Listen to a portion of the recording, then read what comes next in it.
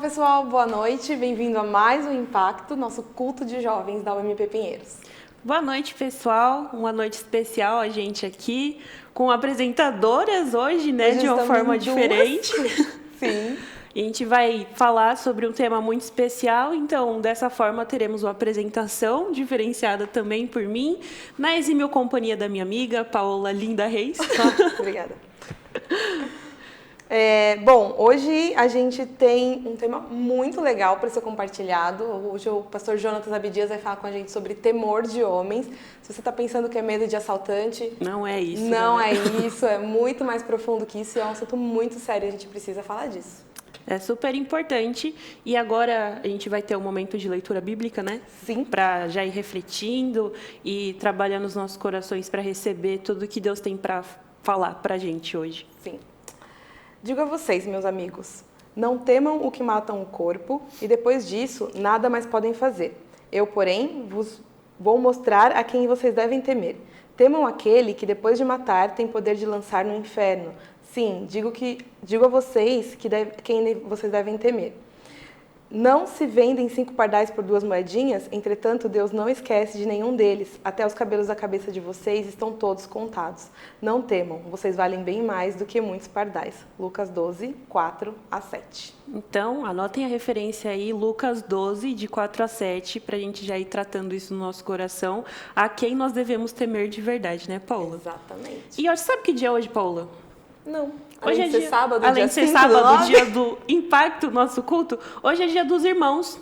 Então, um feliz dia dos irmãos para os meus irmãos, quer desejar também para os seus irmãos. Sim, feliz dia dos irmãos, para os meus irmãos também. Para você, que a gente é irmã em Cristo. Sim, irmãos em Cristo, apesar das pessoas falarem, vocês parecem irmãs. Não somos irmãs de verdade. Irmãs de sangue. Em Cristo, sim. Só em Cristo, né? Mas uma bênção também.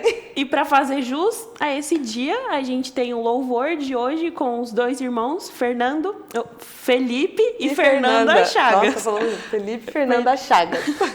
O Feli é membro aqui da UMP, a Fernanda ela está no processo ainda, ela vai ser nossa também. Então a gente já queria chamar o louvor com o Felipe e com a Fernanda, que vocês se edifiquem, se deleitem nesse louvor e que eles já contribuam para todo o processo do culto aí. E aí, pessoal, boa tarde, tudo bem? Aqui é o Felipe, eu tô aqui com a minha irmã Fernanda. E a gente vai cantar uns louvores pra gente poder adorar o Senhor. Vamos começar com Tu é a Glória.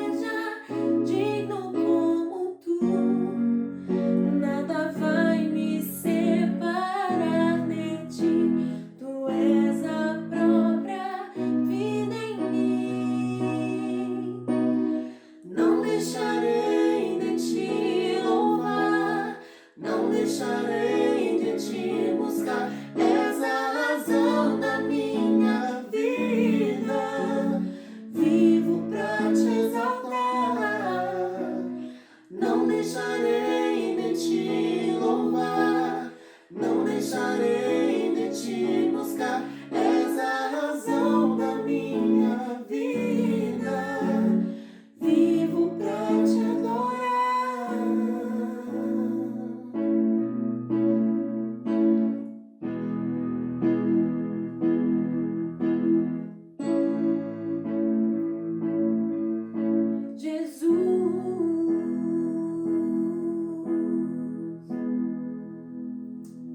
Amém. E o nosso próximo cântico é o Grande é o Senhor. Deus me ajude a enxergar.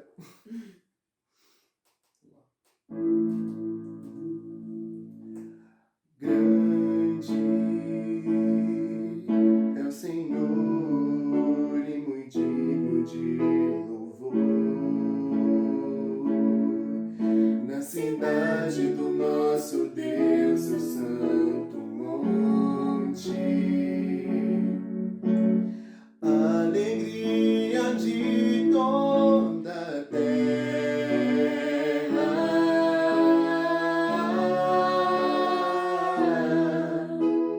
Grande é o Senhor em quem nós temos a vitória, que nos ajuda contra o inimigo. Por isso diante dele nos prostramos.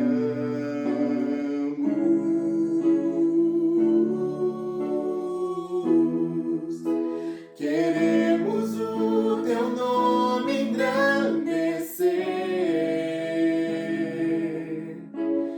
e agradecer-te por tua obra em nossas vidas. Confiamos em teu infinito amor, pois só tu és o Deus eterno sobre toda a terra e céu.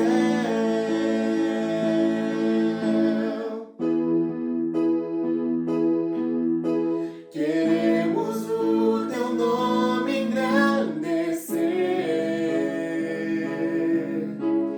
e agradecer-te por tua obra em nossas vidas. Confiamos em teu infinito amor, pois só tu és o Deus eterno sobre toda a terra e céu.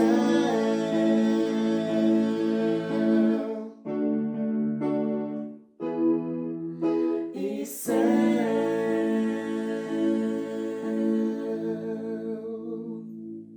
Amém. Muito obrigada, Felipe e Fernanda. Foi uma bênção muito grande esse louvor. Graças a Deus pela vida de vocês. Muito lindo, gente. Deus abençoe vocês. E agora a gente já vai para o momento da palavra com o nosso pastor Jonatas Abdias. Vou fazer uma breve apresentação do pastor aqui, porque o currículo é extenso, gente. É uma bênção de Deus, viu? Ele é casado com a Marcela, pai de 3 filhas. E ele é ministro, presbiteriano, graduado em teologia pelo seminário JMC. Ele é mestre em teologia pelo Centro de Pós-Graduação Andrew Jumper e doutor em teologia pastoral pela Northwest University. Ele é pastor auxiliar na Igreja Presbiteriana Paulistana e professor de aconselhamento bíblico no seminário JMC e capelão na Universidade Presbiteriana. A gente já vai passar a palavra para o pastor, a Paula vai fazer uma oração por ele, que Deus fale muito conosco essa noite e vocês prestem bastante atenção na palavra. No momento depois dela, a gente vai ter um momento de perguntas e respostas. Se vocês quiserem deixar a pergunta aqui no nosso chat, fica à vontade, que depois a gente vai bater um papo super legal também. Sim, o pessoal sempre esquece de mandar as perguntas. Mandem no chat. Sim. Que a gente vai tentar responder depois. O pastor, certo, né, no caso. Vou orar. Pai, nós te agradecemos e louvamos por mais um dia, Senhor. Obrigada pela oportunidade que o Senhor nos dá de te cultuar. Mesmo nessa situação diferente que a gente tem passado, o Senhor nos dá esse meio de podermos juntos, mesmo distantes, cultuar ao Senhor. Deus, obrigada pela vida do pastor Jonatas, pela disposição dele de estar aqui conosco, de trazer essa palavra. Peço que o Senhor fale conosco através da vida dele, que o Senhor o abençoe e que nós possamos também ser bênção na vida dele. Pai, Amém, obrigada Senhor por Deus. tudo em nome de Jesus. Amém. Amém. Muito bem. É uma alegria estar aqui com vocês, é uma alegria poder usar desses mecanismos para poder alcançar o seu coração através da palavra de Deus, que ela nos fale ricamente esta noite. Já fui apresentado, já oramos pedindo que Deus nos abençoe, agora é tempo de falarmos sobre temor de homens. Você conhece esse tema? Pois é. Eu vou apresentar para vocês o tema, não é exatamente um resumo do livro que eu vou apresentar, mas certamente eu estou fazendo isso baseado no livro do Dr. Welch, que é um spoiler. A capa e o título são spoilers do que ele vai tratar durante o livro dele. De fato, o temor de homens não deixa de ser um erro de perspectiva, uma espécie de miopia espiritual ou de um astigmatismo espiritual, no qual a gente enxerga o grande pequeno e o pequeno grande. O temor de homens, como você vai perceber, é um problema que... está falhando aqui o cabo. Ok, vamos mexer nesse cabo aqui para ele funcionar direitinho, né? O temor de homens, ele é um problema que todos nós enfrentamos. Se você julgar que não enfrenta o temor de homens, muito provavelmente você faz isso motivado pelo temor de homens, então nós não temos muita escapatória. Então, agora sim você consegue ver o livro do Dr. Welch, em que me inspirei para trazer essa palavra para os irmãos esta noite. Nós vamos começar andando por esse tema através da ideia de vida ou morte, porque eu acho muito interessante a primeira perspectiva que ele apresenta, que às vezes a gente tem uma disposição tremenda de morrer por Cristo, mas esquece que o grande desafio é viver por Ele. E ele faz uma afirmação que me chama muita atenção. Nós estaríamos dispostos a morrer, mas não necessariamente a viver por Cristo, porque viver por Cristo não é o sacrifício último. A gente poderia fazer esse sacrifício de morte e se entregar nas mãos do Senhor e ser recebido no céu, mas até nisso a gente às vezes precisa dosar se nós não estamos, de certa forma, alimentando no nosso coração um senso de mérito e um orgulho pelo sacrifício que nós fizemos pela causa, não é? Mas tomar a decisão de viver por Cristo pode implicar em perseguição, pode implicar em vergonha, pode implicar em rejeição, e tudo isso a gente vai reunir como formas que assombram o nosso coração com medo, com temor de homens. Então, parece-me que a nossa máxima acaba sendo invertida. Mate-me, mas não façam com que deixem de gostar de mim, de me admirar ou de me respeitar. Se por um lado o temor de homens vai ser um pecado e a gente vai listar algumas formas, mais um spoiler para a coleção. Gostar de mim, me admirar, me respeitar, são os ídolos que cada um desses temores de homens adoram. Sim. Bom, vamos começar, vamos começar lembrando que o temor do Senhor é o princípio da sabedoria e isto é uma forma de culto. Nós adoramos a Deus temendo o Senhor grande e temível. Agora, quando a gente teme qualquer outra coisa que não Deus, um spoiler para a gente retornar no final, estamos adiantando bastante material aqui, mas pela exiguidade de tempo, até para que a gente possa ter o mínimo de interação depois dessa palavra, a gente vai condensar bastante material aqui. Mas o problema é geralmente esse, a gente esquece que o temor é uma forma de culto. Então, quando a gente teme ao Senhor, a gente o adora. E quando a gente teme o ídolo, a gente adora o ídolo, a gente idolatra. E essa é a listinha resumida dos ídolos que você adora quando você não teme ao Senhor e teme qualquer outra coisa, tá? E é por isso que eu começo dizendo que, ou seguindo, né, a dinâmica do livro que eu indiquei, um livro que inclusive você, se não tiver, adquira, vai expandir esse tema, se aprofundar em alguns outros exemplos super importantes. Aqui eu vou dar, obviamente, o meu tempero, a minha forma de dizer desse livro, mas lembre-se disso, a raiz do temor de homens está no nosso relacionamento com Deus. Aqui me permita tentar chocar um pouquinho você, mas não sem motivo, tem um propósito para isso. Mas me permita dizer que nós somos muito ensinados, insistentemente ensinados, a amar a Deus por suas qualidades amáveis, porque Ele é amor, porque Ele nos ama, nos protege, cuida, provê. Então a gente acaba tendo uma ideia de que Deus é só fofinho. Que Deus é um grande Papai Noel cósmico que nos pega no colo e atende os nossos desejos. E a gente fala muito do amor de Deus e temos, sim, dificuldades de salientar, de enaltecer e de valorizar um aspecto do ser de Deus que seria muito importante para o culto, para a vida em geral, que é o temor do Senhor. Então, um relacionamento correto com Deus recalibraria a nossa vida. Por quê? Porque aquilo que nós tememos nos governa. Observe as experiências comuns da vida. Não que algumas das nossas crenças e temores comuns e corriqueiros sejam de fato verdade. Paulo zomba dos ídolos que muitas pessoas respeitam como se as imagens de escultura ou as ideias humanas, porque concebidas, passassem a figurar na realidade. Não, ídolos têm olhos, mas não veem, boca, mas não falam, mãos, mas não tocam. Então a gente imagina coisas, mas o problema não é se essas coisas existem ou não, ou se elas existem para nós, é a maneira como nós vivemos. O seu maior medo te governa. Enquanto você vai pensando aí o que você mais teme, me permita dar alguns exemplos. Pessoas que, por exemplo, sejam supersticiosas, e eu estou excluindo o cristão, porque meu irmão, minha irmã, se você é supersticioso, você não é crente não, você se converte, porque imagina uma pessoa supersticiosa, ela vê na rua uma pessoa em cima de uma escada bem grande, talvez arrumando um letreiro.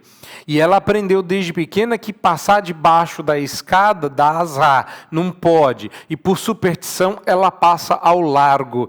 O problema é que passar debaixo da escada não é superstição, é perigoso. Mas aí a hora que ela está desviando da escada, vem um gato preto. E uma pessoa carregando um espelho. É muito misticismo por uma cena só.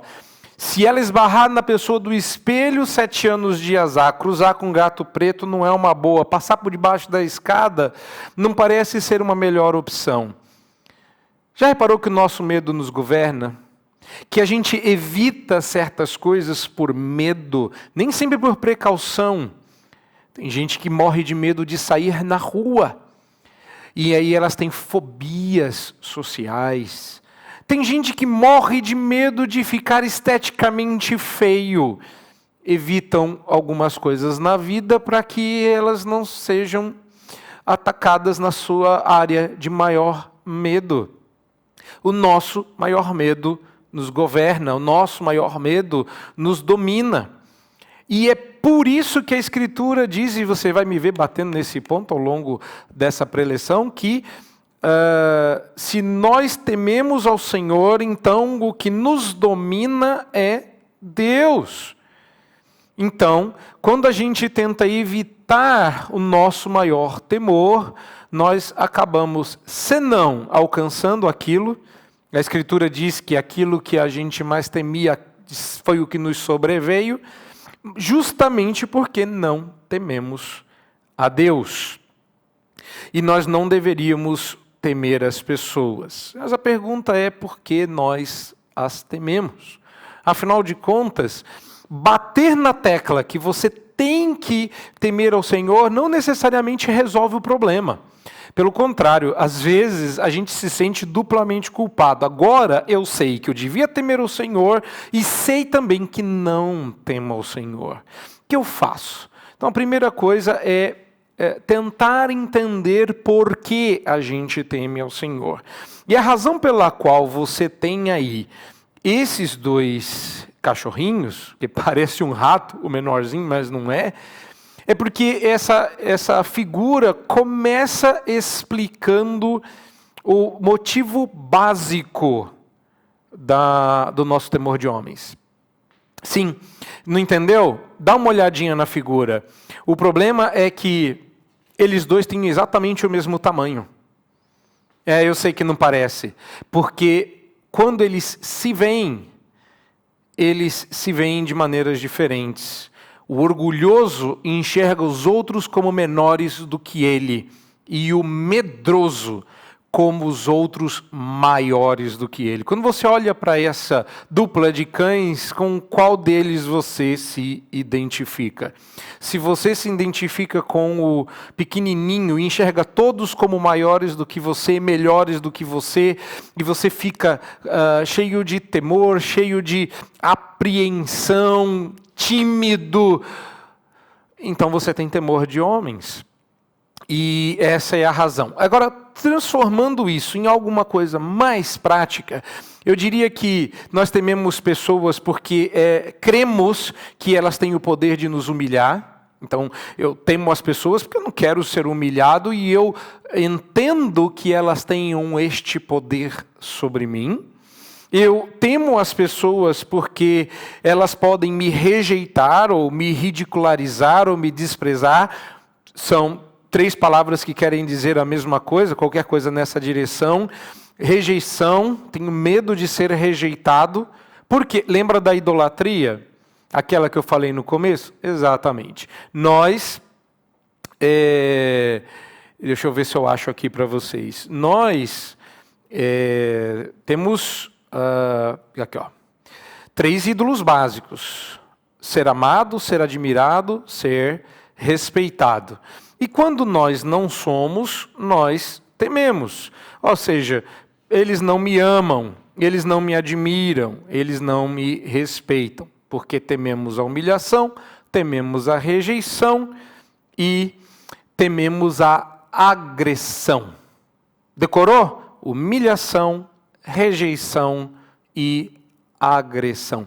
Então eu temo que as pessoas possam me agredir, me oprimir, me ameaçar e por aí vai. Por isso que nós começamos com um texto forte, dizendo que a gente não devia temer aquele que só pode nos fazer o mal aparentemente máximo.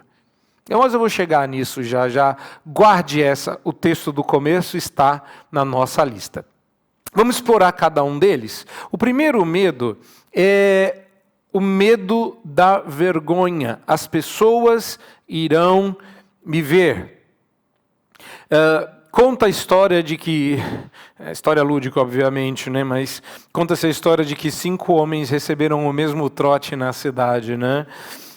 Eles descobriram o que você fez, saia imediatamente da cidade. E naquela noite, dos 5 homens, 4 deixaram a cidade e ninguém sabe exatamente por que razão. Você já reparou que a pior coisa que pode nos acontecer é alguém dizer que sabe alguma coisa que possa nos expor? E que muito do nosso desconforto em um lugar desconhecido é medo de exposição. É tão difícil fazer visitantes se sentir bem-vindo no nosso meio, porque eles têm medo de ser expostos. E o que a gente faz? A gente faz um carnaval, parece a entrada do Aladim, quando ele vai encontrar lá, agora fingindo que ele é o príncipe, com a Jasmine, que a gente faz um circo, né? Bem-vindo visitante, aí canta para ele, pede para ele ficar de pé, aí alguém vem e aperta e tal, não sei o quê, e ele se sente como? Exposto. Calma, eu não estou dizendo que você não deva receber bem o visitante, mas entenda que quando a gente chega na igreja, quando você chega num lugar que você não conhece, quando você lida com pessoas que você não conhece, você tem vários medos. Um deles é de ser exposto. Talvez você não tenha tanta vergonha assim, mas a gente está sempre lutando com o temor de homens em uma ou outra, em um ou outro nível. Como, por exemplo, você, apesar de toda a competência que tem, de todo o estudo que faz, temer ser exposto como uma fraude. Descobrirem que você não é tão bom assim. Eu me lembro que, certa feita, um professor de exegese no seminário recebeu uma denúncia anônima de que alunos estariam colando no trabalho, né, fazendo plágio, né, pegando o trabalho de um, mudando o nome, crendo que o professor não lesse o trabalho. Ele avisou isso em sala de aula e falou: como nós somos cristãos, você vai ter a oportunidade de não entregar o seu trabalho, se arrepender, e isso a gente considera uma coisa muito boa. Então, se você plagiou, se você copiou o trabalho do seu colega, não entrega.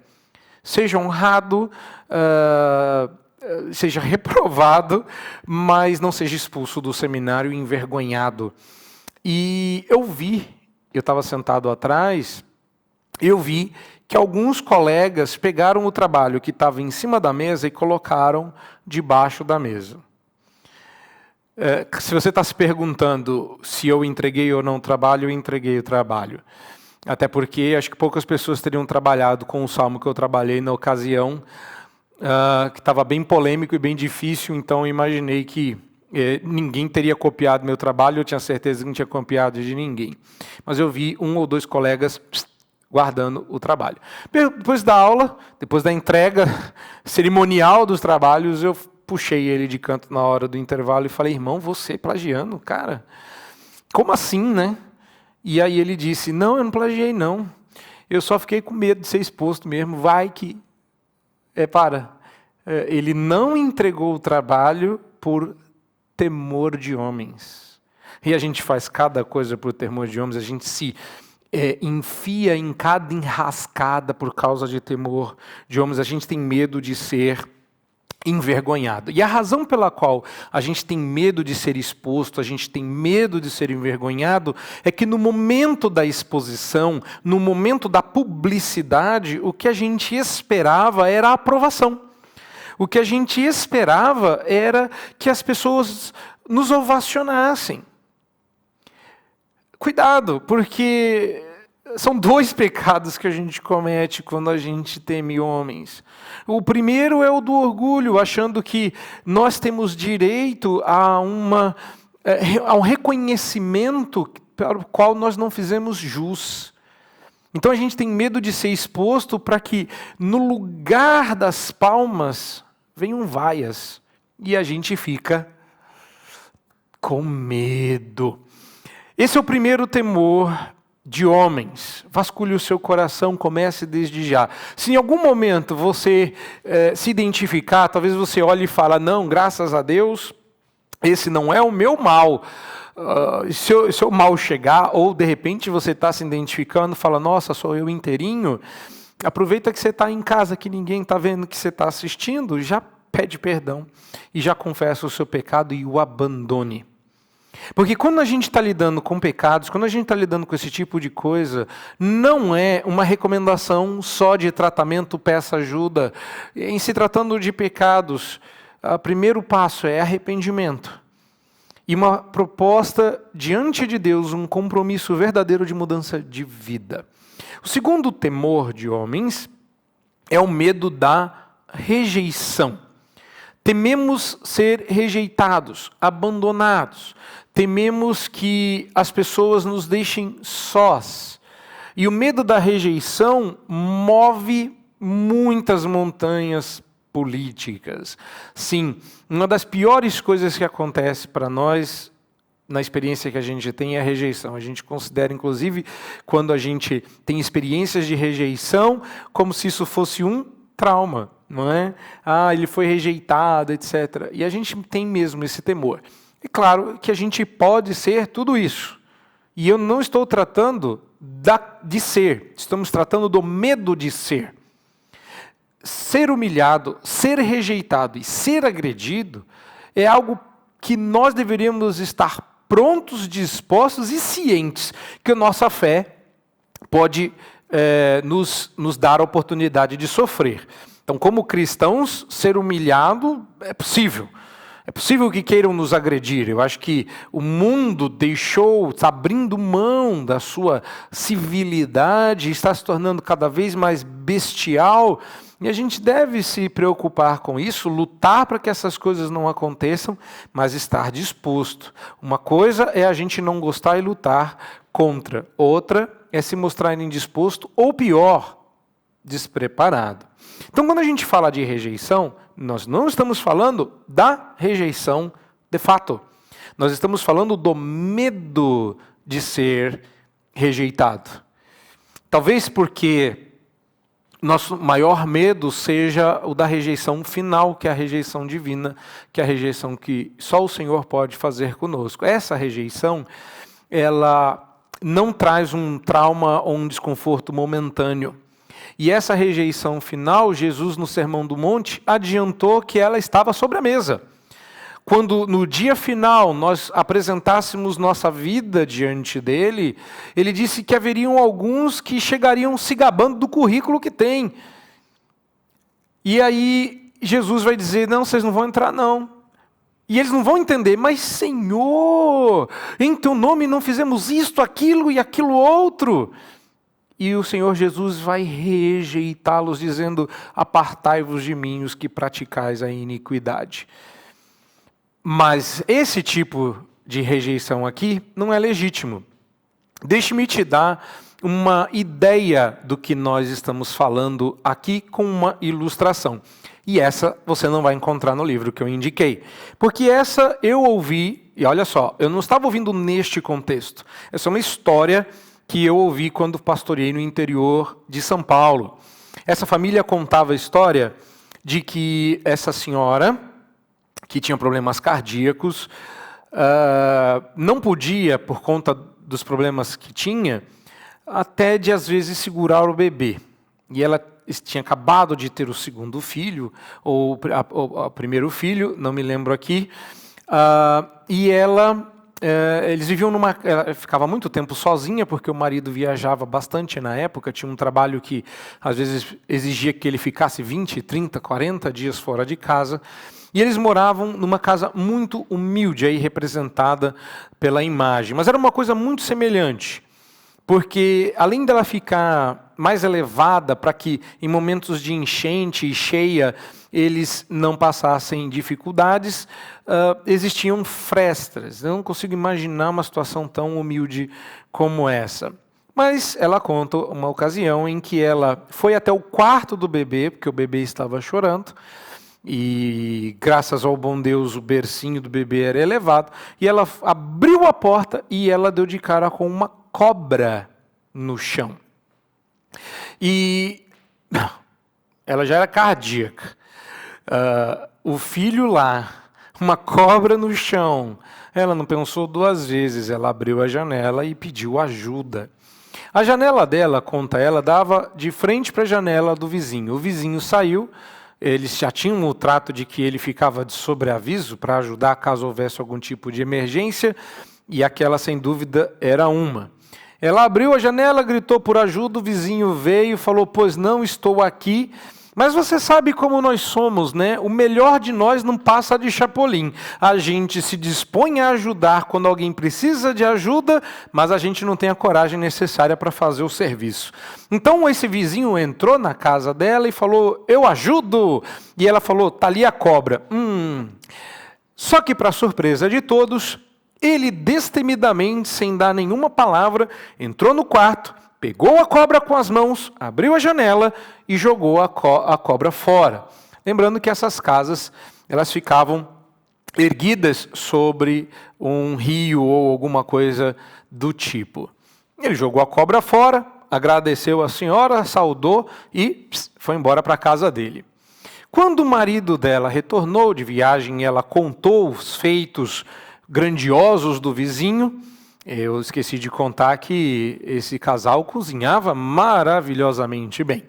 Então, eles falaram, nós não temos dinheiro, mas nós sabemos cozinhar muito bem. Vamos dar um jantar, chamar a família dele e agradecer. E eles fizeram isso, começaram a se congratular e enaltecer o ato corajoso, falando que eles jamais fariam isso, a dificuldade que eles teriam, e que o vizinho corajosamente, sem titubear, pegou a cobra com a própria mão e jogou fora. E começaram a louvá-lo, e ele não aguentou e falou: chega, deixa eu explicar para vocês. Eu morro de medo de cobra, eu tenho vergonha, mas eu vou falar. Não é? Tá aí, eu morro de medo de cobra, eu não suporto cobra, só de pensar me dá arrepio. E ninguém entendeu nada. Como assim você tem medo de cobra? Você não pensou 2 vezes, abriu a porta e pegou a cobra com a mão? Ele falou: sim, eu morro de medo de cobra, morro. Né? Eu detesto cobra, mas eu fiquei com muito medo de que vocês descobrissem isso e resolvi jogar a cobra fora. Por temor de homens, ele encarou o seu maior medo. Eu sei que você disse que você morre de medo de aranha, morre de medo de não sei o quê, cachorro, gato, periquito, sei lá. Não é verdade. O seu maior medo te governa. E se o seu maior medo é o de ser rejeitado, você é o tipo da pessoa que sofre pressão do grupo. Você é aquele que, não vamos usar nomes aqui, mas você é aquele que vai com os outros ou vai com as outras. Você já sabe quem é. Talvez você esteja se identificando aqui. Você é a pessoa que faz para que o grupo diga que você é um deles, para que você seja aceito e você se compromete. Você não ficaria de pé na multidão como ficaram Ananias, Misael e Azarias quando todos se dobrassem para adorar a imagem de Nabucodonosor.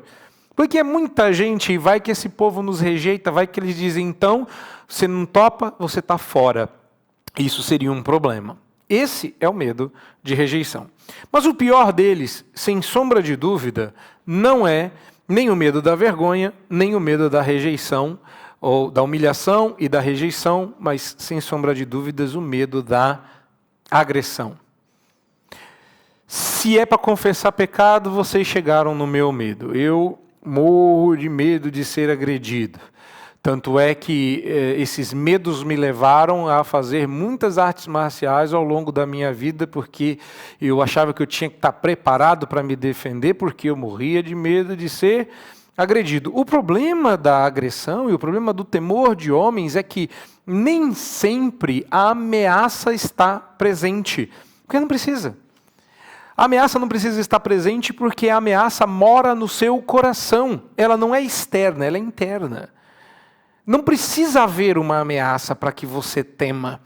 Tanto é que diz a Bíblia que o medroso não sai na rua porque diz: há um leão lá fora. Há um leão nas ruas. Ele não sabe, porque não importa, o coração dele habita no próprio medo de tal forma que o temor é tão grande que ele age como se a ameaça fosse real. E a coisa é tão cruel que qualquer movimentação na direção dele é entendida como uma ameaça agressiva. Entenda que as pessoas hoje são 100% governadas por seus medos, sem qualquer redenção. O que é o ímpio, senão um medroso fugindo dos medos do próprio coração? Então, as pessoas entendem que qualquer discurso que discorde da posição que ela tem é agressivo. Daí dizerem que o discurso cristão seja um discurso de ódio, porque eles temem ser agredidos, o que é uma tolice. Obviamente que o cristão não vai procurar agredir ninguém, muito pelo contrário. Agora, o outro lado também é verdadeiro. Pessoas estão procurando nos ameaçar de agressão o tempo todo para fazer com que o nosso coração assuma e compre o temor de homens. Não vai ser fácil dizer não ao temor de homens, eu reconheço, mas você não devia temer nem mesmo a agressão. Eu quero apresentar como antídoto, caminhando para o fim, o antídoto está no temor do Senhor. Por que eu deveria conhecer o temor do Senhor? Primeiro, porque a pessoa que teme a Deus não irá temer mais ninguém. A gente vai parecer corajoso para as outras pessoas, mas a grande verdade é que quem teme ao Senhor não teme mais nada. E sim, se você quiser fazer o teste, esse é o teste. Se a resposta à sua pergunta, o que você mais teme, não é Deus, muito prazer, você acabou de achar o seu ídolo. Porque é muito difícil na vida, no duro, na realidade, quando a roda toca o asfalto, dizer que o nosso maior temor é o temor do Senhor. Não, não. Olha ao redor. Olha ao redor. A gente não sai na rua com medo da Covid. A gente não sai na rua com medo da morte. Esses dias tentando mostrar para a família e para a igreja que o Covid não era uma ameaça tão grande como parecia ser, as pessoas disseram, mas pastor, o senhor está louco, esse negócio pode matar. Eu falei, exatamente, é o máximo que esse negócio pode fazer. Porque se nós morrermos, não morrêssemos, né? Mas se nós morrermos, nós vamos estar com Cristo, o que é incomparavelmente melhor. Não, eu não estou dizendo para você ser irresponsável, o assunto aqui não é Covid. O assunto aqui é temor do Senhor. O que você mais teme? Morrer. Tem gente que diz, eu morro de medo de morrer afogado. Porque morrer queimado está tudo bem? Não, a gente morre de medo. E eu não gosto dessa expressão porque de medo a gente não devia morrer. Nem com medo. Porque morrer não é a pior coisa que pode acontecer a alguém. Mas como é que eu faço para me libertar deste medo? Você reconhece o personagem? Pois é, curiosamente ele é chamado de coragem, né? O cão covarde. Em 1 de João 4,18, nós lemos que no amor não existe medo. E de que amor nós estamos falando? Nós estamos falando do amor de Deus derramado em nossos corações. Essa é a primeira coisa, você devia conhecer e estudar mais sobre o temor do Senhor, porque Ele te libertará dos outros temores. E por que eu deveria temer a Deus? Porque eu fui ensinado a amá-lo, eu fui ensinado talvez a respeitá-lo, mas não temer. Temer Deus? Não, Deus é fofo, Deus é próximo, Deus é gente boa. Deus, eu acho que de vez em quando, por causa da nossa cultura, a gente entende errado as visões que os profetas tinham, né? Aquele velhinho barbudo de cabelo branco e de vestes brancas, um Papai Noel santificado, dá a impressão de que Deus é temível. Ele é poderoso, ele é maravilhoso, ele é glorioso, ele é um monte de coisas, mas temê-lo? Ah, não, porque temor é reverência, não é medo. Medo a gente não tem que ter de Deus. Pois é, além de ser um erro teológico, é um erro de português. Temor é ter medo. E sim, você devia ter medo de Deus, porque o seu maior medo te governa. 2 razões, porque o temor é a reação apropriada ao fato de que o Santo de Israel reina sobre a terra. Quando a gente pega os personagens da Bíblia, não interessa qual deles, se no Novo ou no Velho Testamento, quando eles se deparam com o segundo item, que é a santidade de Deus, a primeira reação deles não é um culto. A primeira reação deles é o temor.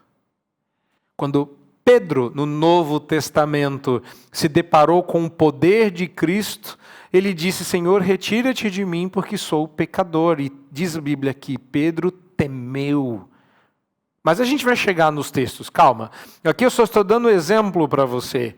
Quando Isaías teve contato, no capítulo 6, com a santidade de Deus, ele também temeu, porque a santidade não é um dos muitos atributos de Deus, é a essência da sua natureza e é vista em todas as suas qualidades. De modo que tudo que Deus é e faz é qualificado pela santidade. O amor de Deus é santo, a justiça de Deus é santa, A providência de Deus é santa. O juízo de Deus é santo. Tudo o que Deus faz é santo. Então a gente chega no ponto do versículo que nós abrimos e que eu estou pontuando ao longo dessa jornada. A ameaça de morte não deveria provocar temor nas pessoas. Eu não estou dizendo que você devesse querer morrer, eu estou dizendo que você não deveria temer a morte. O Senhor Jesus disse que a morte não é o pior que pode acontecer, mas o inferno sim. E às vezes a gente teme demais quem pode no máximo nos matar. E só poderia fazê-lo debaixo da permissão do Senhor. E há momentos em que Deus não dá essa permissão, mesmo que sejam feras famintas e leões mortais, e nós sejamos jogados no meio deles, como foi Daniel na cova dos leões. Daniel não tinha medo de morrer, não porque ele sabia que Deus iria fazer um milagre, não porque ele soubesse que Deus vai livrá-lo, é porque se aquela fosse a hora de se encontrar com seu Senhor, ele estaria pronto. Mas morte certa não existe, e Daniel saiu vivo da cova. Agora, quando a gente morre de medo de qualquer coisa, a gente já morreu, meu querido. A gente já está morto. Vivos não temem a morte, porque ainda que morra, viverá. Então Jesus disse, vocês tinham que ter medo daquele que pode jogar você inteirinho no inferno. Uma referência a quem? Ao Pai dele, nosso Pai por consequência, Deus. E se uma ameaça tão grave como a morte poderia ser contestada com o temor do Senhor, então que outra ameaça poderia nos fazer dobrar? Resposta óbvia, nenhuma. Então, antes de concluir com os textos, e você ficar pensando, tá, mas como é que eu faço para me resolver se eu tiver, e aqui se eu tiver é uma maneira educada, né? Se eu tiver temor de homens. Bom, Deus nos deu para lutar contra esses três inimigos, a humilhação, a rejeição e a agressão, a palavra de Deus, o Espírito de Deus e o corpo de Cristo. Eu não vou ter tempo de explorar esse ponto, porque eu quero gastar os nossos últimos minutos com os textos bíblicos. Eu quero convidar você a aprender o temor do Senhor. Eu poderia explorar aqui com bastante vagar, profundidade, conceitualmente, com exemplos, os temores de homens. Mas não é melhor a gente focar na cura? Então vamos resolver o problema. O primeiro texto que eu quero te apresentar é o Salmo 33, versos 8 e 9. Repare que o salmista não nos recomenda, ou que a Bíblia não nos recomenda, só o amor a Deus, só a adoração, só o louvor.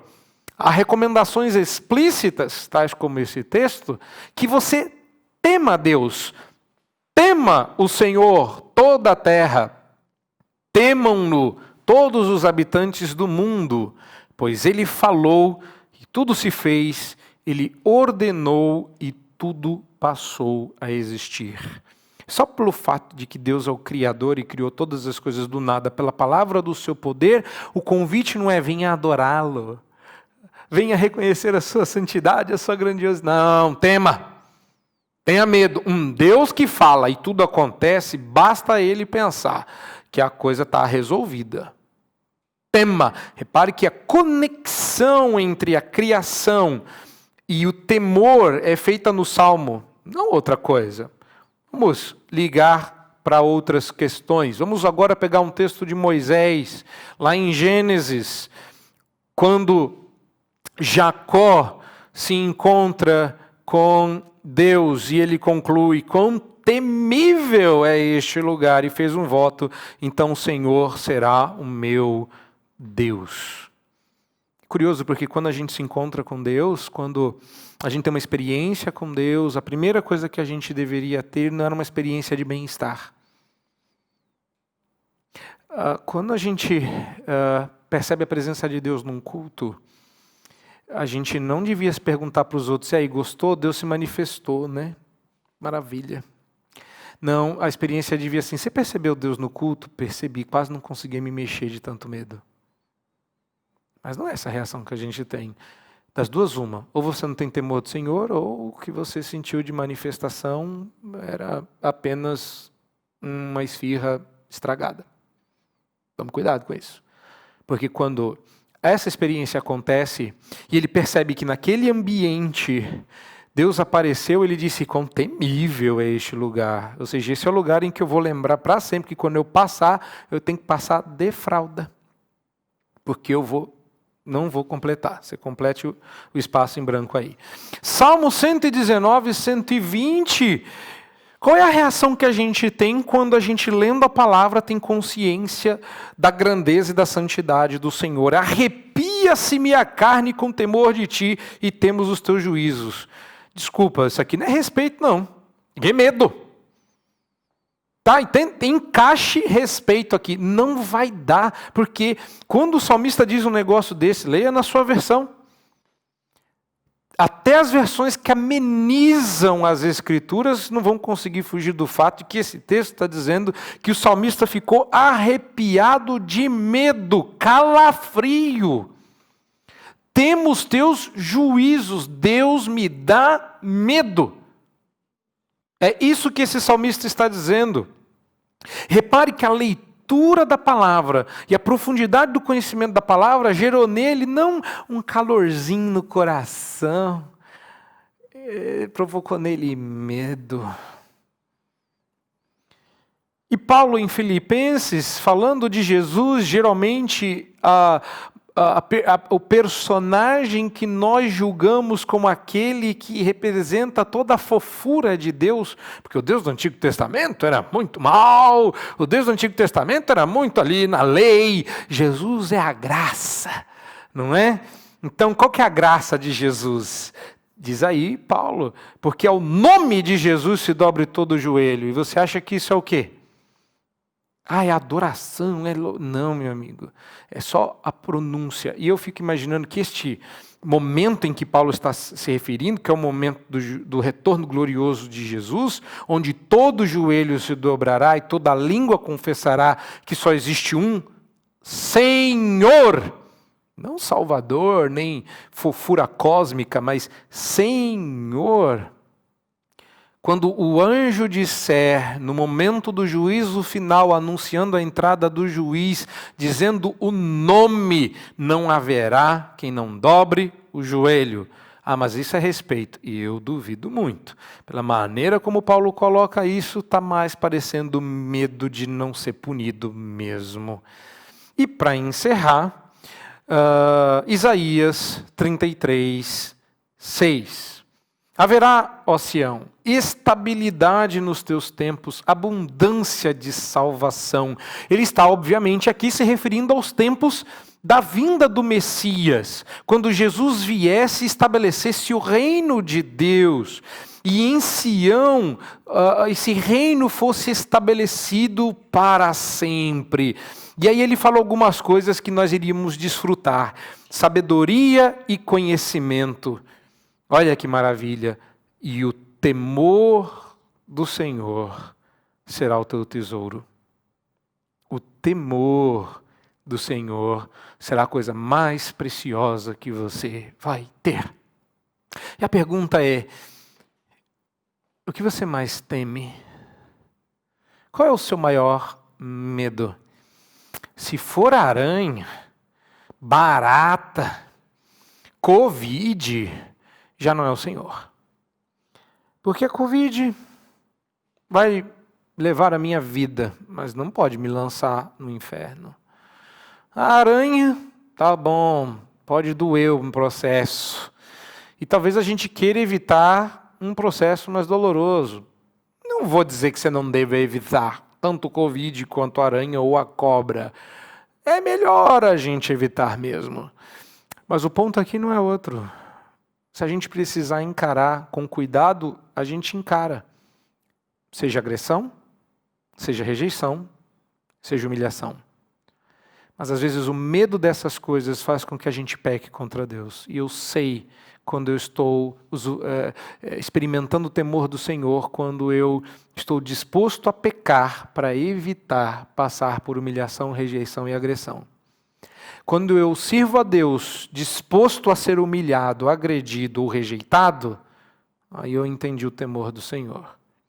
Espero que isso abençoe sua vida, espero que você recalibre os seus temores e busque o Senhor, seu Deus, de todo o seu coração, nas palavras e nos termos de Isaías, que o temor do Senhor seja o seu maior tesouro. Amém. Amém.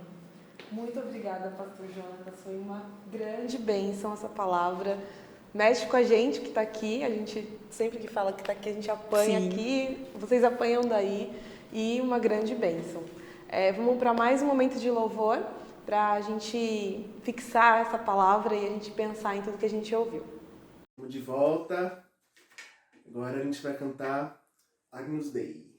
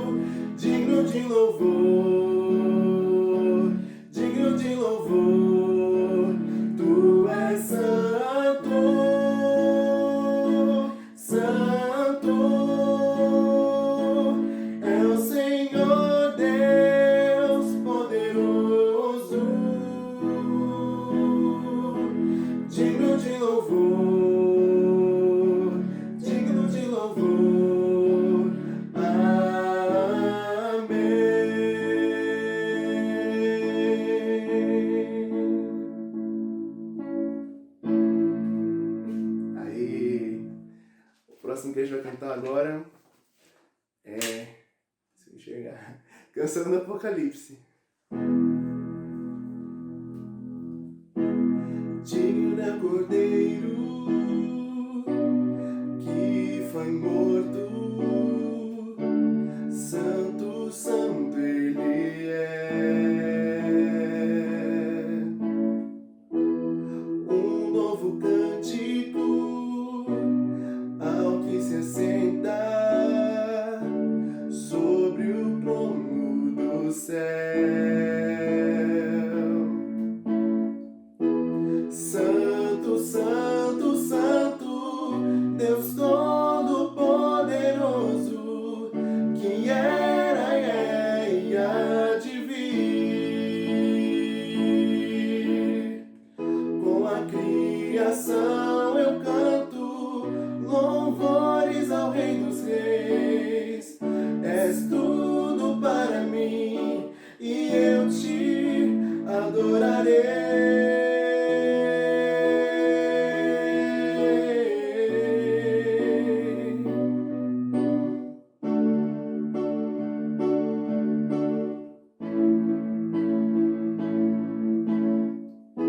Está vestido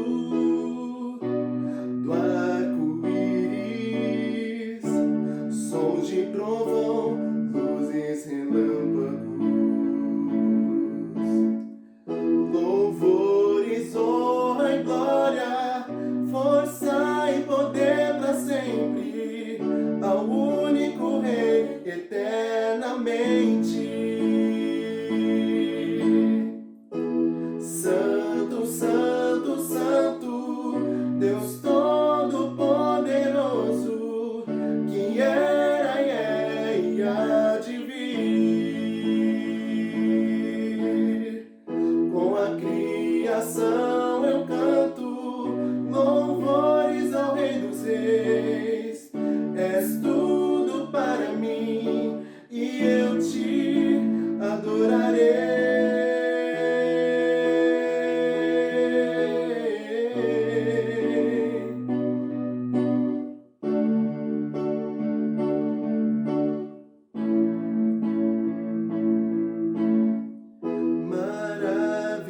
Maravilhado, extasiado, eu fico a ouvir teu nome.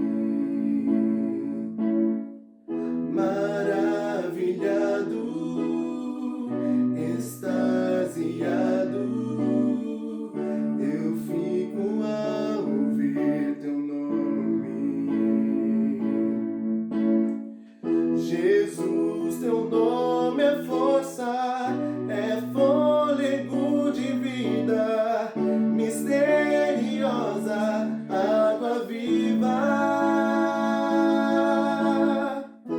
Santo, Santo, Santo, Deus Todo-Poderoso, que era e é e há de vir. Com a criação eu canto louvores ao Rei dos Reis. És tudo para mim e eu te adorarei.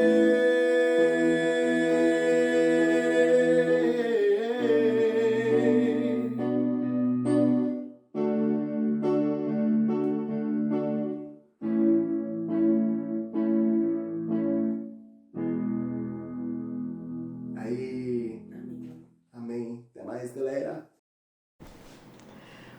Então, estamos de volta para o nosso último bloco do Impacto. E agora a gente vai fazer algumas perguntas, né? Perguntas Sim. e respostas. O pastor aqui está na berlinda, coitado. Vai ter que tirar as nossas dúvidas. A pregação foi muito boa, obviamente muito completa, mas sempre tem aquela oportunidade de pensar um pouco mais. Então, vamos lá, pastor. Vamos lá. Pastor, né? Nós vimos, aquela simulando, né? Vimos que o temor de homens tem diversas facetas, né? Muitos braços. Como eu identifico o que mais me atinge? Bom, primeiro a gente viu os principais governantes, mas eu diria que no mundo do temor de homens, como o nosso coração é uma fábrica de ídolos, é possível que eles se desdobrem em muitos outros. É como se fossem os 3 principais galhos saindo do tronco, mas essa é uma árvore bem frondosa, existem vários galhos. Então, primeiro, por mais que eles sejam os principais, não são os únicos. Segundo, isso exige um pouco de tempo, porque tem gente que é muito medrosa, tem gente que tem medo de tudo. E aí você fala assim, eu já não sei nem mais o que eu temo mais, porque eu temo tanta coisa. E eu acho que o exercício mais sincero é aquele em que a gente para e pensa que seria a pior coisa que me acontecesse. Porque quando eu dou tempo para as pessoas responderem, quando vão procurar aconselhamento, o que você mais teme, nem sempre eu recebo uma resposta sincera. Eu recebo um temor básico, eu recebo um temor superficial. O temor que governa minha vida é aquele que eu encareço, entesouro, protejo a todo custo, porque isso não pode me acontecer em hipótese alguma. Então, quando eu penso nisso, isso não pode acontecer em hipótese alguma. No que você pensa? Pronto, isso te dá uma pista em que direção você tem que ir para descobrir o seu maior temor. É muito difícil, de verdade, alguém responder a pergunta o que você mais teme de maneira correta. Então, aqui a gente pode dar a resposta. A resposta certa é o Senhor. Pronto. Que droga. Porque você não teme o Senhor. A gente percebeu pela pregação que é difícil mesmo. Você sabe uma das coisas que me disseram nessa pandemia? Pastor, o que eu mais temo é perder o emprego. Já deu ruim? Mas eu não devo temer perder o emprego. Isso é um medo, isso é uma desgraça real. Pera lá. Eu sei que é real, eu sei que pode acontecer. Eu não estou perguntando o que você acha que vai te acontecer de ruim. Eu estou dizendo o que você mais teme. O que eu mais temo é Jesus, deveria ser, né? Jesus voltar e dizer: aparta-se de mim, você que pratica iniquidade, você vai para o inferno. Sim. Isso é a pior coisa que pode nos acontecer. Vai perder o emprego, passar fome, ter dificuldade, é horrível, ninguém quer isso. Sim. Não estou dizendo que você deva desejar ou estar pronto no sentido de buscar, mas espera lá. Hoje a gente desfruta de muito conforto e segurança no nosso país. Se as coisas começarem escalando até chegarem no ponto final, os cristãos podem ser perseguidos? Sim. E se isso acontecer, toda a nossa abastança, riqueza e conforto podem ser abalados de maneiras impensáveis. Você abandonaria a sua fé por causa disso? Você está disposto a pecar para proteger o seu maior medo, então você descobriu o seu ídolo. É por aí que você tem que ir. A gente viu bastante, né, dessas consequências da perseguição máxima aos cristãos no impacto passado.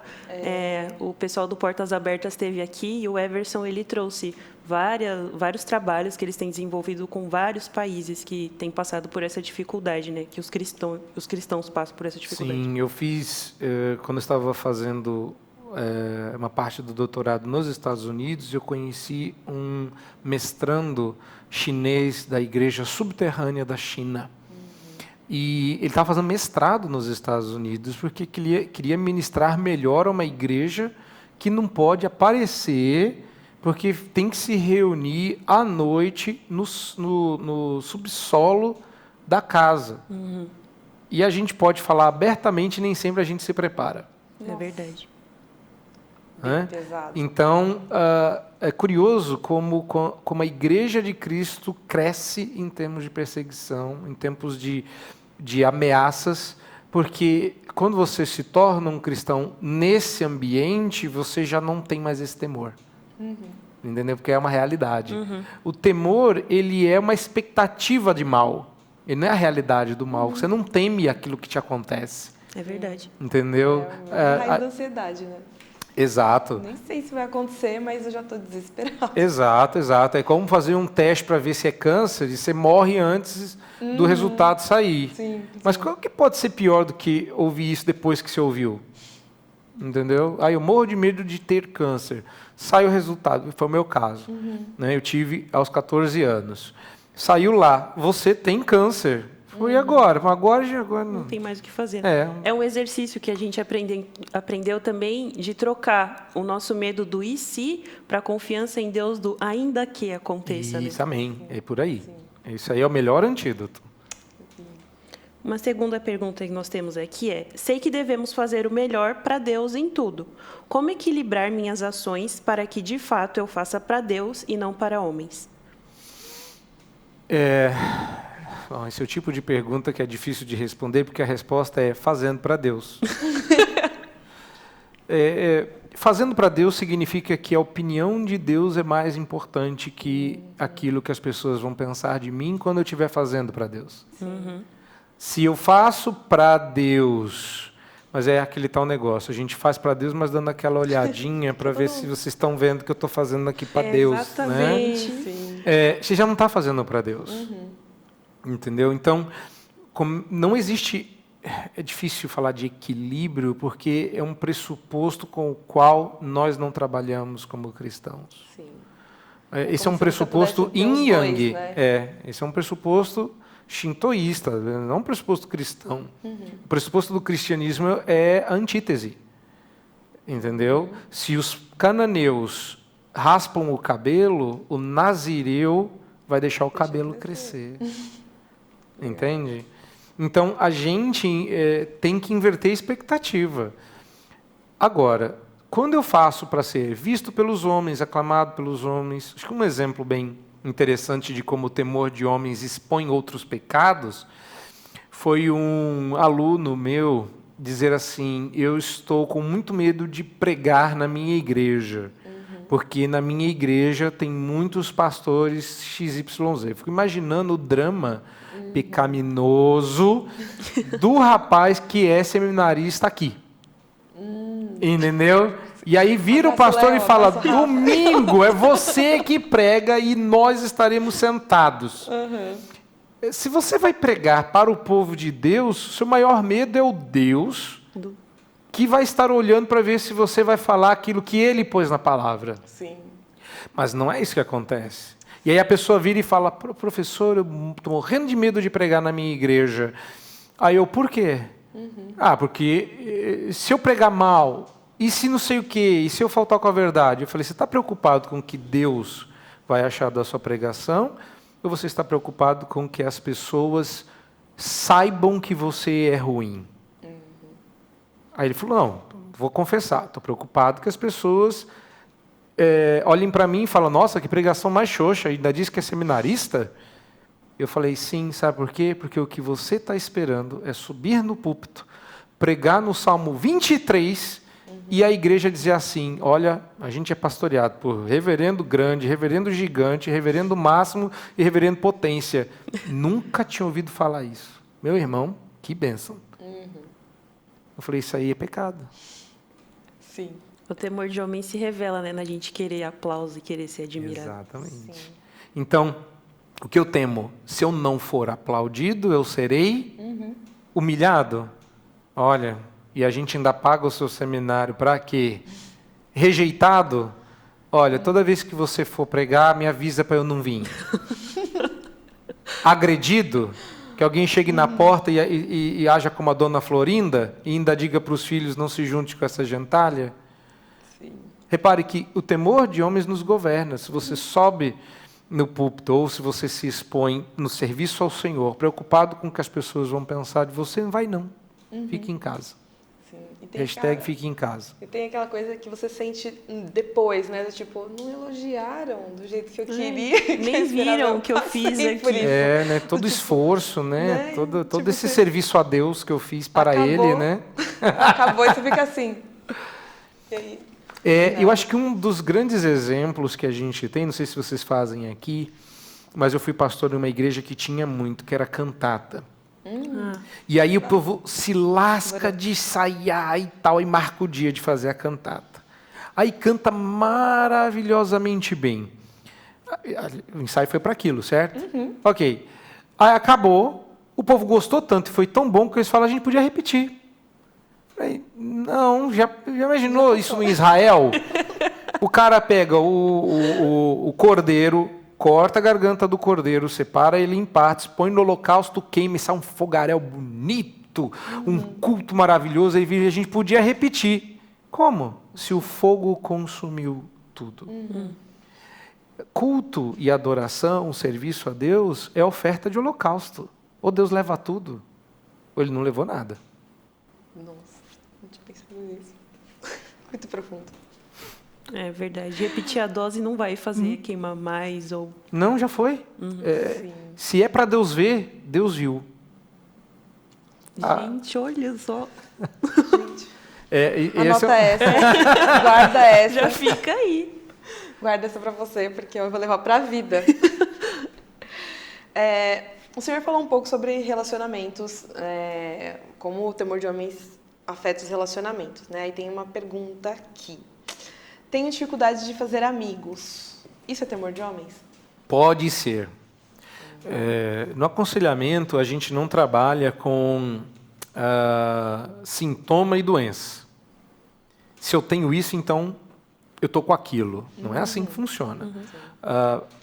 O problema do comportamento humano é que a gente pode usar uma coisa com um fim para outra coisa, mas, na verdade, a gente quer uma terceira. Existem várias explicações, vários motivos que podem ajudar a pessoa a entender se o temor de homens é que impede ela de fazer amizade. Provavelmente essa pessoa está pensando no medo de rejeição, que é geralmente o que a gente enfrenta na adolescência, início da juventude, porque a gente tem medo de que a nossa personalidade não agrade, a gente tem medo que o que a gente fale seja uma besteira, não é?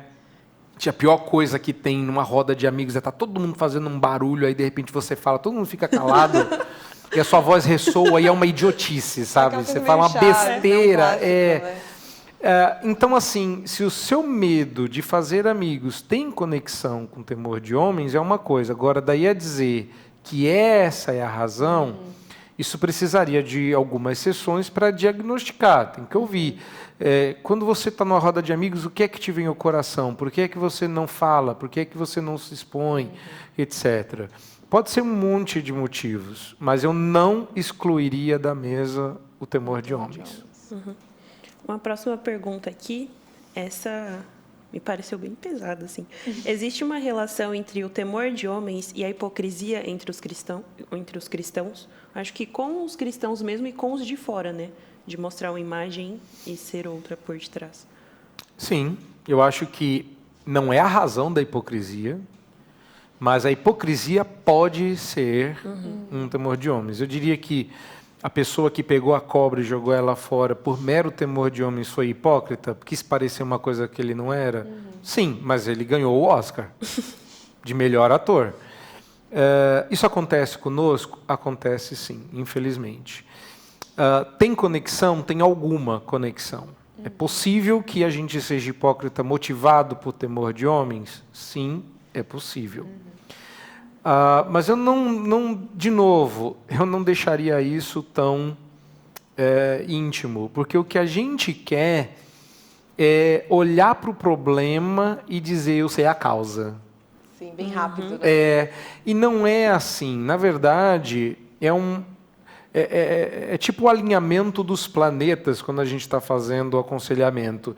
Eu sei a roleta das causas, eu sei a roleta dos sintomas, eu sei a roleta dos problemas, mas cada pessoa vai alinhar isso de uma forma. Se você preferir, para não ficar muito astrológico, é tipo uma senha de cofre. Existem várias maneiras de você arranjar esses números de modo a formar a sua senha. Meu trabalho é descobrir qual é a senha. E o seu de embaralhar essa senha. Então, a pessoa pode organizar uma hipocrisia que bata com o temor de homem? Sem sombra de dúvida que sim. Sem sombra de dúvida que sim. Daí a dizer que toda hipocrisia motivada por temor de homens é excluir o orgulho, é excluir o ídolo do respeito, que pode ser... Então, assim, eu não deixaria fora da mesa, mas me parece que algumas vezes as pessoas identificam ou o problema nelas, ou desconfiam do problema nos outros. Geralmente é mais nos outros, né? Geralmente. Do tipo assim, eu queria muito saber se a pessoa hipócrita que eu estou na mente, ele tem temor de homens. A próxima pergunta está muito nessa linha. Sabe de uma coisa? Vai conversar com essa pessoa. E ao invés de você dizer assim, seu hipócrita, você tem temor de homens, cara, se for ter... do impacto. Ai, olha que eu vi olha aqui. Que legal, acho que vai falar o seu coração. Isso, não é? Manda o link desse para ele. Mas eu acho que o problema é, se você está desconfiado que você tem um irmão hipócrita por temor de homens, vá ministrar o coração dele. Porque uma das coisas que eu percebo em Gênesis 50, quando os irmãos de José vão falar com ele, mentindo, aquilo é temor de homens. Aquilo é temor de homens. Papai mandou você não matar a gente. E foi isso que eles disseram. E José disse, seus bobos. E eu não tenho medo de vocês. E eu sei que eu podia matar vocês, papai vivo ou morto. O problema não é esse. O problema é que eu entendi que Deus me mandou na frente justamente para salvar vocês. É óbvio que eu não vou matá-los. Ok, o que isso tem a ver? É que quando acaba o texto, o narrador diz assim: e desta forma José lhes falou ao coração. Uau. Então, se você acha que é temor de homens que provoca hipocrisia, ao invés de você atacar a hipocrisia, ataca o temor de homens. Porque se você tiver certo e tirar o temor de homens, ele deixa de ser hipócrita. Sim. O problema é que às vezes a gente trata a hipocrisia e não trata a causa. E a gente vai, ok, ele deixa de ser hipócrita, mas ele vai ser outra coisa, porque o temor de homens está lá. Então, se está desconfiado, vai no temor de homens, porque aí você acaba com 2 pecados num aconselhamento só. Aí, ó. Aula de aconselhamento também. Muito bom. Essa próxima pergunta aqui tem muito a ver com o que já foi falado agora, né? E eu acho que tem aquela coisa assim, aquele mentiroso Estou que está no meu caso, desconfiado. Pessoas que pensam que pequenas mentiras não são um problema, estão pecando por temor de homens? A gente, acho que é aquela ideia, né? Classificar todas as pessoas no temor de homens, né? É que é o seguinte, o temor de homens é uma raiz. E por ser raiz, ele dá muitos frutos, muitos galhos, muitas saídas. Segundo, o temor de homens não está no comportamento, está no coração. E como Provérbios 24, 24, se não me engano, mas se eu estiver errado é a referência, mas está em Provérbios, que o coração é a fonte da vida, contaminada a fonte, tudo que sai dali sai contaminado. Então, de novo, é possível que a pessoa minta para esconder alguma coisa que ela está protegendo, como para não ser humilhado e ser descoberto como uma fraude, ela mente no currículo? Sim, só que todo remendo que a gente faz para o temor de homens aumenta, não o temor, mas a possibilidade de você estar certo no seu temor de homens. Como, por exemplo, você mente no currículo para não parecer que você é pequeno, aí você é exposto e vira uma fraude. Entende? Então, tudo aquilo que você tenta remendar, ou se você preferir, tudo aquilo que você tenta redimir sem o Redentor, aumenta a condenação. Nossa. Não tem mais o que falar, né, agora. Anota, a gente vai fazer pílulas desse daqui só para você guardar. Muito bom.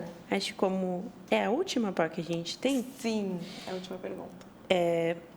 O senhor, no finalzinho da pregação, falou sobre nós idealizarmos um Deus totalmente amoroso e esquecer do Deus justo e santo, santo, santo, que fala na Bíblia, né? Então, o que a gente falta pregar hoje nos evangelismos que a gente faz, se acha que a falta, dessa passagem de um Deus justo e santo é um temor de homens quando a gente vai fazer um evangelismo. Acho que está ao contrário. Está ao contrário a pergunta. Pregar né? O senhor acha que falta pregar o temor de Deus no evangelismo, o temor a Deus no evangelismo atual? É isso. Ah, tá. Temor de eu me confundi. Ok. Não acho não, tenho certeza. Foi o que eu lembrei aqui no finalzinho também. Eu acho não. Eu tenho a impressão que a gente tenta redimir Deus quando a gente tenta mostrar que Deus é bom, apetecível ao paladar da pessoa. Que eu tenho um problema com isso. Um Deus que é bom para quem o odeia, tem algo errado aí. A gente tem que lembrar que o nosso gosto espiritual é corrigido pelo Espírito Santo. Se Deus é gostoso ao paladar do ímpio, esse Deus não merece ser adorado. Porque o nosso gosto é transformado. Sim. Coisas que eu não gostava, passo a gostar. Impacto é uma delas. Você não gostava antes. De repente você fala, meu Deus, assinei o canal. Como isso aconteceu? Não é? Outras coisas que você gostava, você deixa de gostar. Porque quando você antes se deleitava no seu pecado, agora quando você cai, você fica mal. Você chora, você fica enojado de si. Você tem vontade de tomar banho pela sujeira do seu pecado. Você fala, meu Deus, algo que eu gostava tanto, hoje me dá asco. Então pensa bem, se eu vou pregar o evangelho para alguém que não gosta E ele fala, que gostoso o seu Deus, eu acho que vou virar cristão. Das duas, uma. Ou você pregou o Deus verdadeiro e essa pessoa se converteu, ou você pregou o Deus falso e está chamando o lobo para dentro do redil das ovelhas. Então, precisamos pregar o temor do Senhor? Sim. Não é a doutrina mais convidativa. Mas imagine que esse Deus temível te estende a mão, te chama de filho e diz, pode vir que eu não vou te fulminar. Não é muito mais legal? Sim. Gente, é lindo demais. Então você fala assim, esse Deus...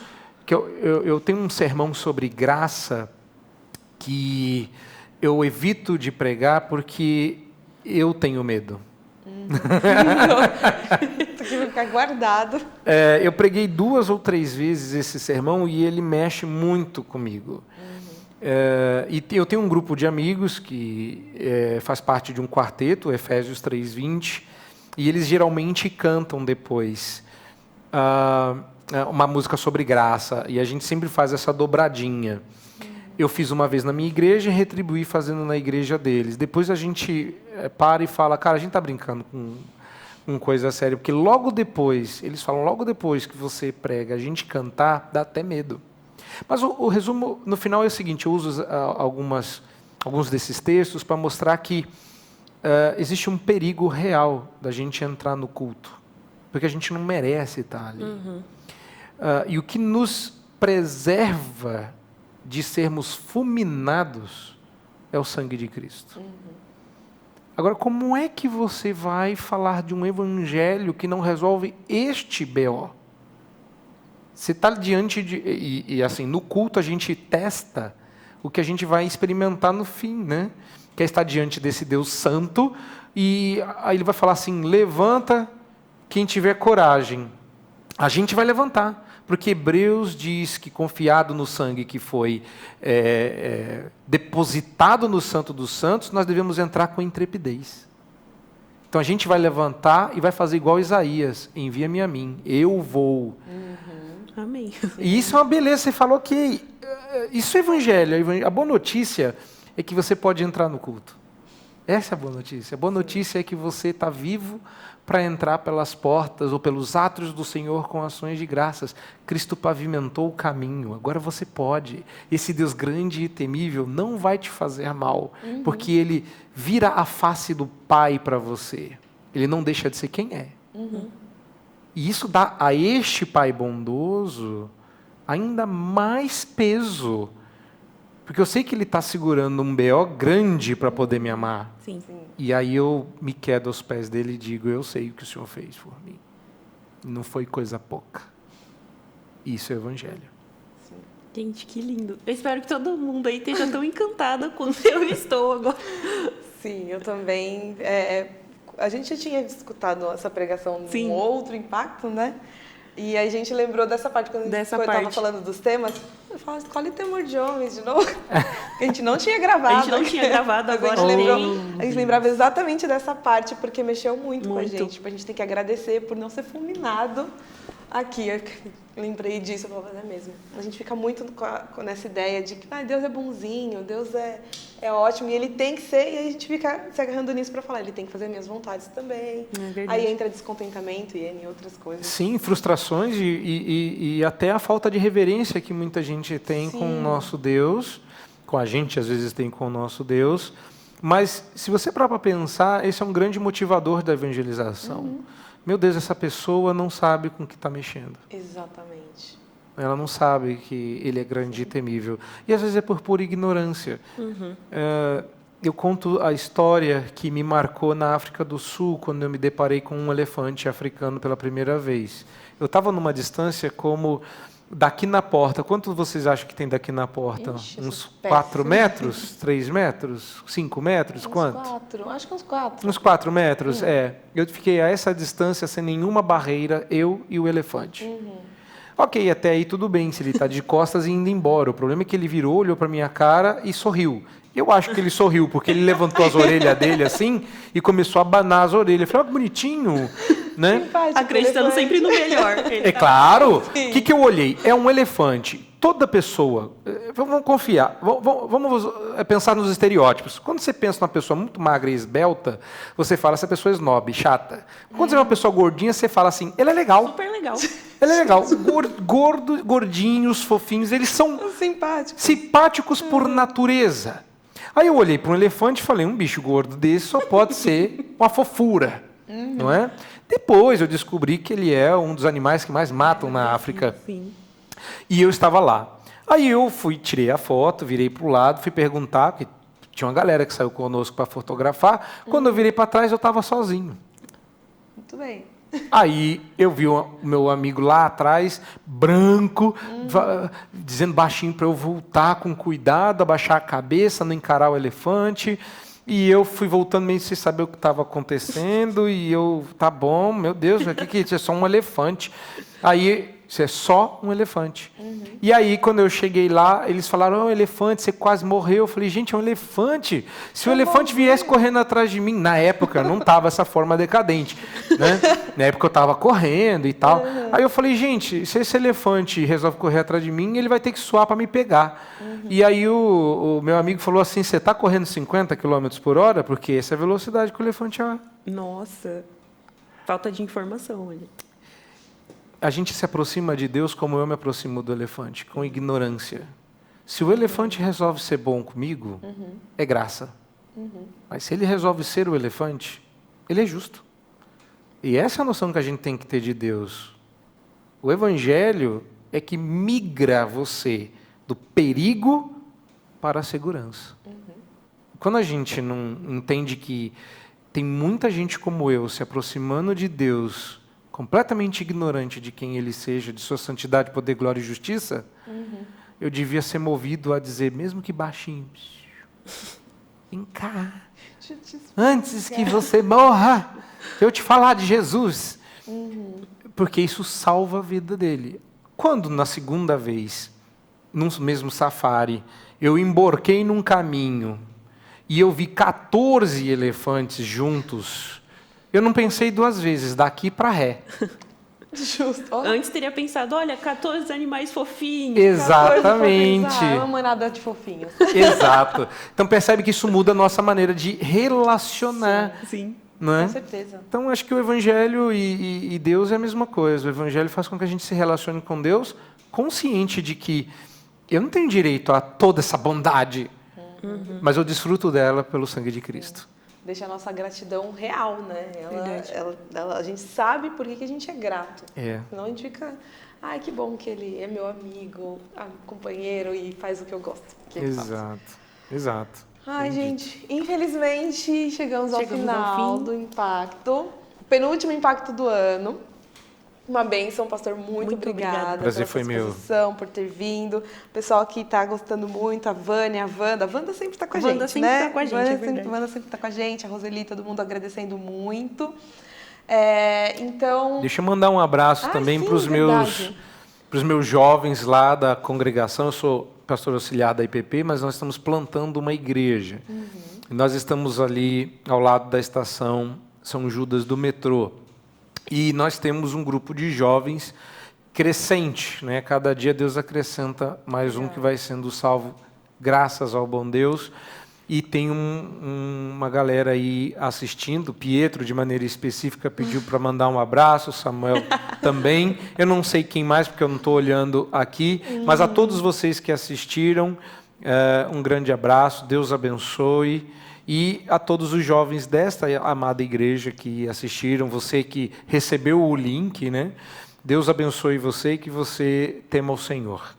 Pastor, foi um privilégio receber você aqui essa noite. Que vocês que assistiram também tenham sido abençoados. Se vocês não são inscritos ainda no canal da igreja, se inscrevam para receber mais conteúdo cristão de qualidade. E a gente vai falar um pouco sobre o livro que a gente baseou um pouco as nossas perguntas. Foi esse aqui, Temor de Homens Priorizando o Senhor. Paula, fala o nome dele.